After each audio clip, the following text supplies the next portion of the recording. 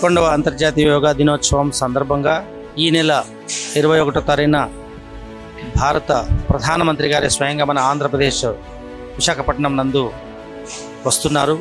అందులో భాగంగానే గత నెల 21 నుంచి ఈ నెల 21 వరకు కూడా రాష్ట్ర వ్యాప్తంగా అన్ని డిపార్ట్మెంట్లు ప్రజలందరూ కూడా ఈ యొక్క యోగాంధ్రను దిగ్విజయం చేయడంలో భాగంగానే ఈరోజు మన దుర్గా మల్లేశ్వర స్వామి వారి దేవస్థానం నందు ప్రతి ఒక్కరిని కూడా ఈ యొక్క యోగాసనాల్లో పాల్గొనడం జరిగింది.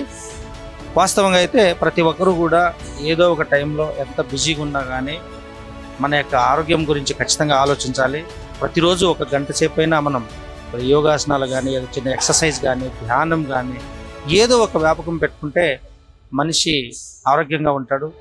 ఎంత సంపాదించినా ఆరోగ్యంగా సరిగా లేకపోతే మాత్రం అది ఏం లేదు. కాబట్టి ఖచ్చితంగా ప్రతి ఒక్కరూ కూడా ఆరోగ్యం కోసం ఒక గంట సేపు కేటాయించాలని కోరుకుంటున్నాను. Thank you.